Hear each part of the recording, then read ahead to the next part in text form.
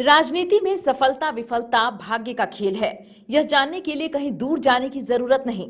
झारखंड में किस्मत चमकने की आस में कम से कम आधा दर्जन नेताओं ने लोकसभा चुनाव की घोषणा के बाद दल बदल किया, लेकिन उनमें 3 को छोड़ किसी को कामयाबी नहीं मिली। कुछ बगावत कर अब निर्दलीय चुनाव लड़ने का मन बना रहे हैं, तो कई मन महसूस कर रह गए हैं। कहावत में समझें तो इन नेताओं ने जाति गंवा दी, फिर भी इन्हें भात मयस्सर नहीं हुआ। सिंहभूम से कांग्रेस सांसद रही गीता कोड़ा ने सपरिवार पार्टी बदल दी।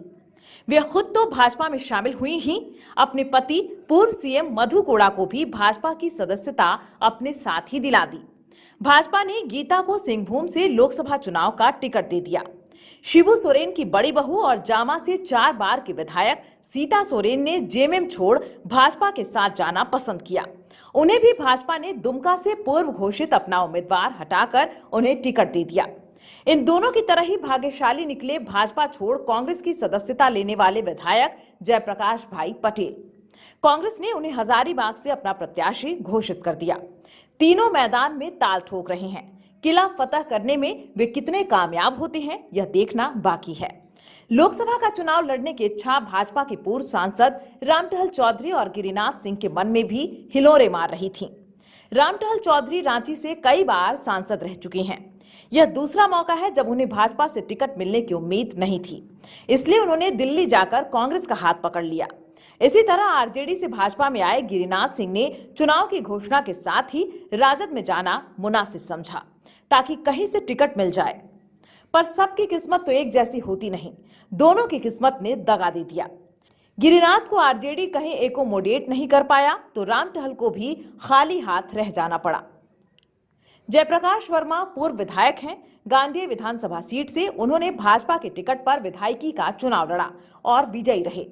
वर्ष 2019 में उन्होंने फिर भाजपा के टिकट पर गांधी से ही विधायकी का चुनाव लड़ा, पर इस बार नाकाम रहे। जेएमएम के सरफराज अहमद से वे चुनाव हार गए। साल भर पहले उन्होंने भाजपा छोड़कर जेएमएम की सदस्यता ली थी। शायद उन्हें इस बात का आश्वासन मिला हो कि लोकसभा चुनाव में उन्हें पार्टी टिकट देगी। वर्मा कोडरमा सीट से चुनाव लड़ना चाहते थे। विपक्षी दलों का जब गठबंधन बना तो कोडरमा सीट भाकपा माले के खाते में चली गई।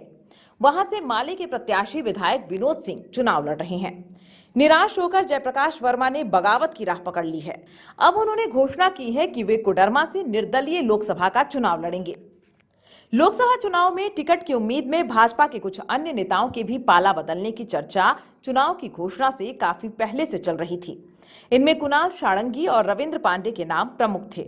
रविंद्र पांडे के बारे में तो यहां तक कहा गया कि उन्होंने कांग्रेस के दिल्ली दरबार में हाजिरी भी लगाई, लेकिन कोई पुख्ता आश्वासन नहीं मिलने के कारण उन्होंने मन बदल लिया। कुणाल सारंगी ने पाला बदल की चर्चाओं पर कभी चुप्पी साध ली तो कभी खंडन किया। आखिरकार दोनों ने अभी तक अपने पत्ते नहीं खोले हैं। अब तो झारखंड में टिकटों का बंटवारा भी हो गया है। सिर्फ जमशेदपुर सीट से अभी तक इंडी अलायंस के उम्मीदवार की घोषणा नहीं हुई है। यह सीट बंटवारे में जेएमएम के खाते में गई है।